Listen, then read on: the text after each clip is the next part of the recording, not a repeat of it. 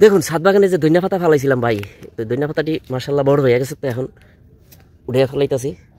আর এদিকে আপনার হুলসি উঠি, আমরা সাদুরের বাসা যে ডাইরেক্ট ওই হুলসি উঠি মানে বুলবুলি পাখি। হ্যাঁ, তো এই বুলবুলি পাখিতে কিন্তু ধনিয়া পাতা সব খায় ফেলায়। এই দেন এমনভাবে খাইছে মনে যেন মুরগিতে খাইছে। তো এটা আমি বুঝতাম না, আমি কিরে ছাদে মুরগি আইয়ে কেমনে? তো দেখি যে মুরগি তো দেখি না আইতে, ঠিক আছে। তো ওই দিন আমি ছাদে উঠতে লইছি, হঠাৎ করে দেখি যে এই হুলসি উঠি মানে বুলবুলি পাখি, হ্যাঁ বুলবুলি পাখি খাইতেছে এই ধনিয়া পাতাটি। তখন বুঝলাম যে এই এরাই খায়, এই মরিচ তরি তরকারি সব খায় ফেলায়, বুঝলেন, এই বুলবুলি পাখিতে। তো মাশাল্লাহ এখন ধনিয়া পাতা বুনছিলাম, দিয়ে নিতেছি, আলহামদুলিল্লাহ ভালোই হয়েছে, খারাপ হয়নি।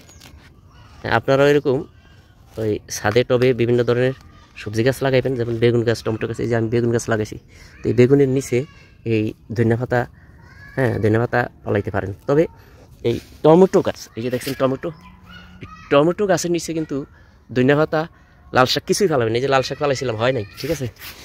টমেটো গাছে প্রচুর পরিমাণে রস টানে, ঠিক আছে। টমেটো গাছ হইলেও প্রচুর পরিমাণে রস টানে, যার কারণে টমেটো গাছের নিচে আপনার হয় না, এই ধনিয়া পাতা বা লাল শাক, ডুল্লা শাক, যেটাই কোনো না কেন ওগুলো হয় না। বেগুন গাছের নিচে দিতে পারেন, কালো বেগুন এটা নিচে দিতে পারেন, পেঁপে গাছের নিচে দিতে পারেন, তারপরে মরিচ গাছের নিচে, মরিচ গাছ লাগে মরিচ গাছের নিচে দিতে পারেন, ঠিক আছে।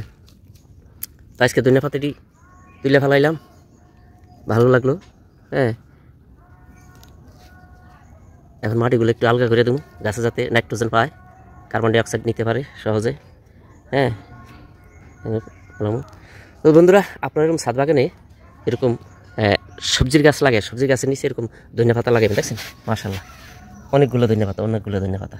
তো ভালো থাকুন, সুন্দর থাকুন, আর ছাদ বাগানে এরকম সবজি চাষ করুন, তারপরে এরকম মশলা জাতীয় পাতার চাষ করুন।